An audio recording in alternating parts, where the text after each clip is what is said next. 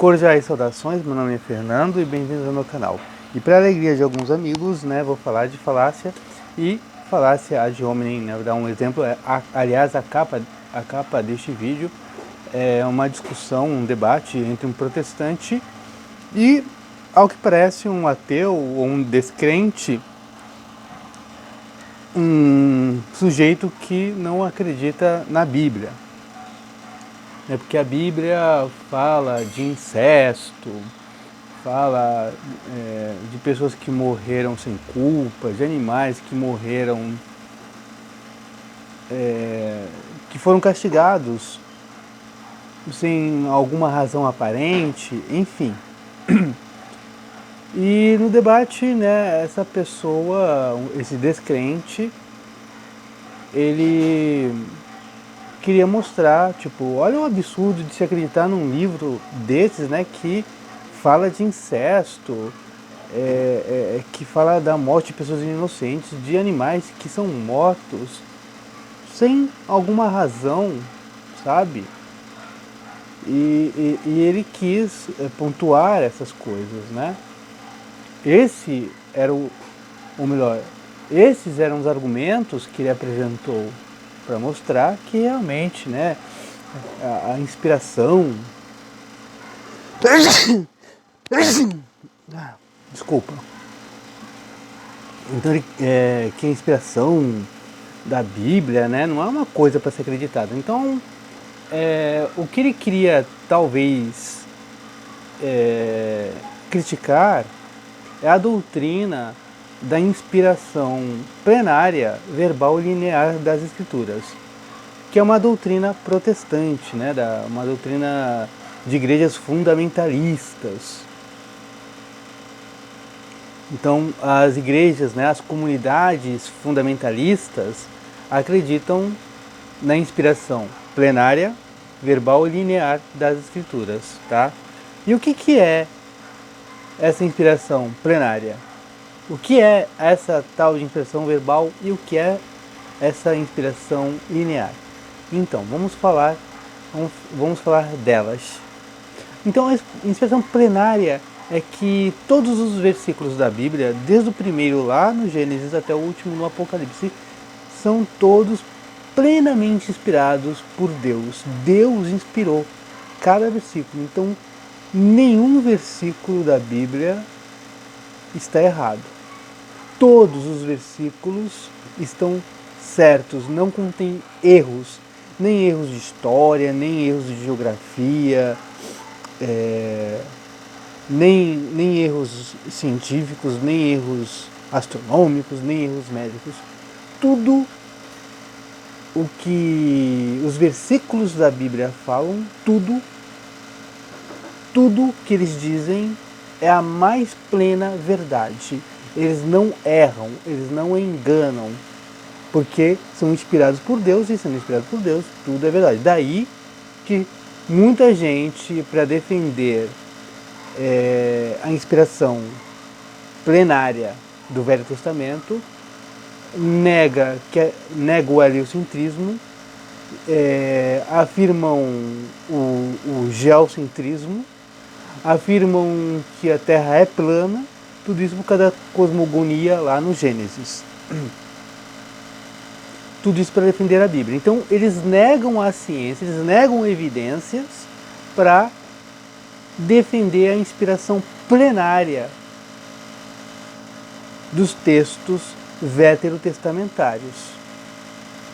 Então, eles negam a teoria da evolução, mesmo havendo evidências patentes da evolução, tá? Eles negam que a Terra seja um globo e negam o heliocentrismo, tudo para defender a cosmogonia bíblica.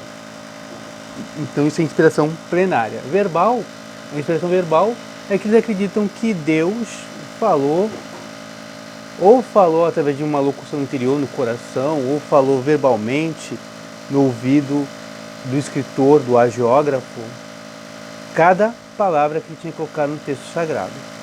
Isso é inspiração verbal. E linear, que cada linha da escritura é verdade plena e não pode ser contestada. É aquilo e pronto, sem chance de fazer qualquer oposição. E é nessa doutrina que os protestantes fundamentalistas acreditam. Inspiração plenária, linear e verbal. Tá? Então, que a escritura não contém erro nenhum. Então, quando ela fala de incesto, ela está certa. Quando ela fala que os animais morreram no dilúvio, ok, que houve um dilúvio mesmo universal, mesmo não havendo evidências científicas que houve um dilúvio universal, eles acreditam que foi no mundo todo. Enfim, né? Enquanto que muitos teólogos hoje acreditam que os 12 primeiros capítulos, ou os 11 primeiros capítulos do Gênesis, se tratam, aqueles 11 primeiros capítulos se tratam de mitologias, né? Até o William Lane Craig, que é um apologista conservador, até ele já admitiu que os primeiros capítulos do Gênesis tratam de mitologias, né? E que a inspiração tem que ser vista de uma outra forma. Então, eu, enquanto cristão e cristão ortodoxo, acredito que a Bíblia é inspirada, mas de outra forma. Acredito que a inspiração não é plenária. Acredito que a inspiração, existe inspiração na Bíblia, como, por exemplo, tem um documento muito legal, muito bom, que é o documento do Vaticano II, um documento do Vaticano II, que é a Constituição Dei Verbum, pequeno, dá para se ler em 2, 3 horas, né, meditando no texto. Que aliás, é um texto que pode ser lido por cristãos, por não cristãos, por crentes e descrentes. Que na Bíblia existe a palavra de Deus, mas a Bíblia não é a palavra de Deus. Né? Essa é a tônica da Constituição Dei Verbum. A Bíblia não é a palavra de Deus, contém a palavra de Deus. Agora, a palavra de Deus é Jesus, é o Verbo. O Evangelho é a palavra de Deus. No Evangelho não está a palavra de Deus, no Evangelho é a palavra de Deus. Tanto é que na Igreja Ortodoxa,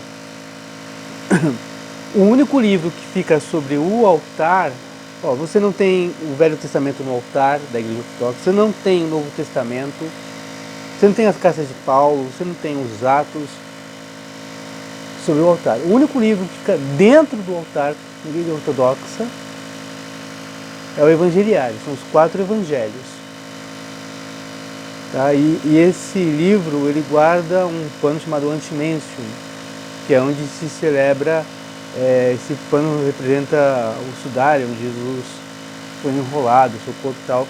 E esse pano é um pano consagrado pelo bispo, que contém relíquias. O altar fica em cima dele, né? E é nesse pano que se celebra, né, a Eucaristia. Aquilo que nós, que somos ortodoxos, acreditamos através da oração de um sacerdote devidamente ordenado, se transmutar no corpo e sangue de Cristo. Tá? Então, ou seja, o Evangelho é que guarda o Antimencium e fica sobre o altar. Então, para nós, o Evangelho, sim, é a palavra de Deus plena. Né? Ali, nos outros livros da Bíblia, contém a palavra de Deus, mas não é necessariamente a palavra de Deus. Tá?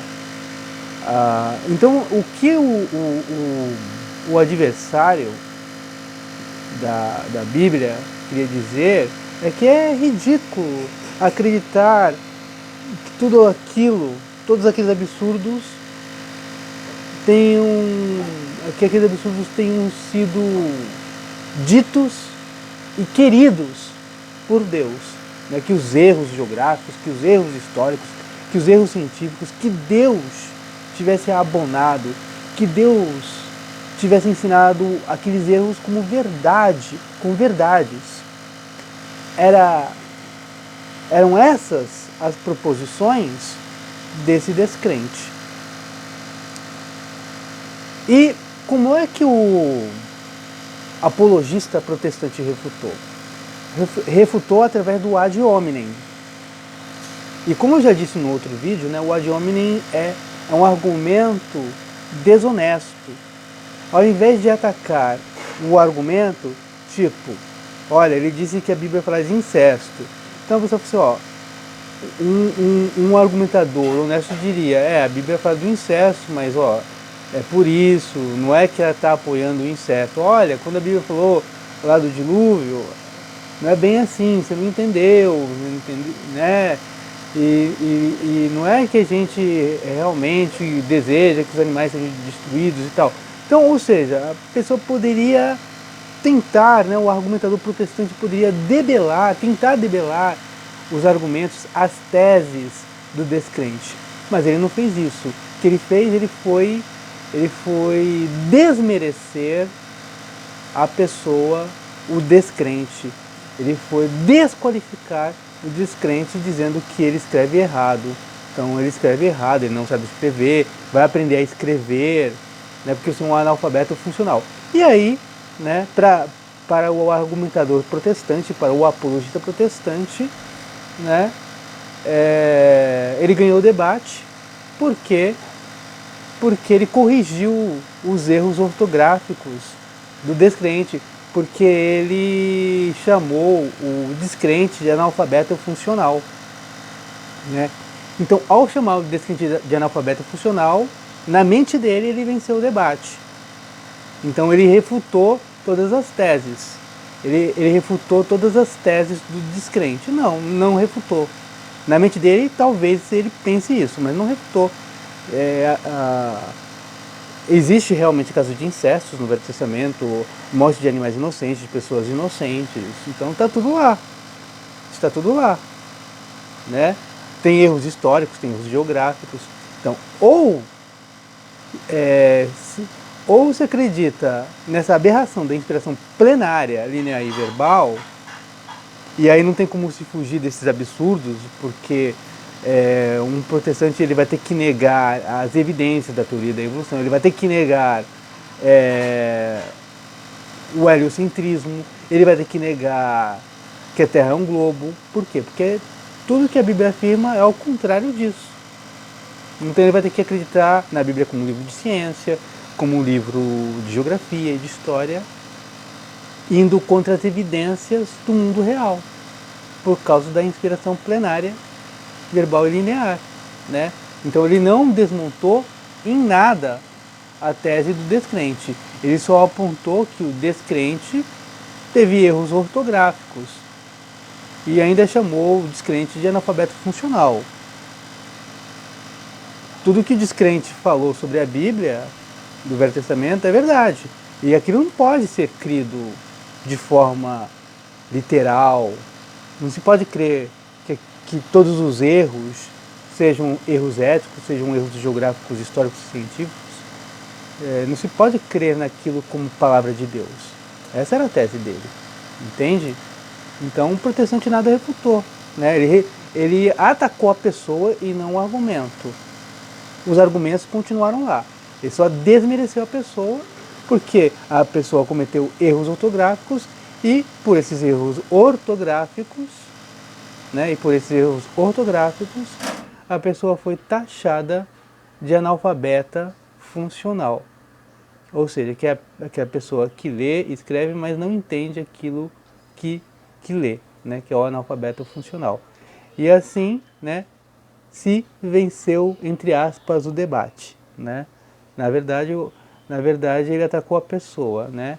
E aí, assim, para os seus seguidores, né? Para os seus seguidores que aplaudiram, que gostaram, que deram likes, risadinhas, tudo ficou muito bom, muito bonito, porque o apologista defendeu a Bíblia e esmagou o ateu, o incrédulo, né? E tal, mas não destruiu nenhum argumento. Sinto muito em dizer isso, né? Que é um argumento muito desonesto. Eu nunca, ou melhor, há muitos anos eu não me valho desse argumento de desmerecer alguém que tem menos leitura do que eu, de desmerecer pessoas que escrevem errado, né? A mim me interessa a ideia, se a ideia da pessoa ela pode escrever de forma errada, sem a concordância verbal devida, sem a concordância nominal devida, com erros ortográficos. Mas o que me interessa, num primeiro instante, é a ideia, se a ideia da pessoa procede ou não, né? Porque o que estava em questão ali não era não era aula de língua portuguesa, eles não estavam discutindo língua portuguesa, eles estavam discutindo a Bíblia. Então era sobre isso, né? Agora, se eles estivessem discutindo a língua portuguesa, né, sobre gramática, ortografia, aí sim ele poderia censurar os erros, né, do seu adversário, porque não seria um ataque pessoal, né? Estariam discutindo a língua portuguesa. Mas como a discussão era sobre a Bíblia, ele não refutou os ataques à Bíblia, ele atacou a pessoa, né? E atacando a pessoa acha que refutou as teses daquele cidadão. E não foi assim, né? Então eu não desmereço ninguém que escreva errado, né? E mesmo essa pessoa, essa pessoa não é nenhum Rui Barbosa, né? Ou melhor, ela não é nenhuma celebridade da Academia Brasileira de Letras, né? Não é nenhum Machado de Assis. Deveria, né, ter essa humildade. Bom, é isso. Gostou do vídeo? Deixa aí o seu like. Se inscreva no meu canal. Seja bem-vindo, seja bem-vinda, caso tenha gostado, né? E caso se inscrever no meu canal, aperte o sininho de notificações para ser avisado de novos conteúdos. Deixe aí seus comentários e, se puder, compartilhe este vídeo com seus amigos. Fui!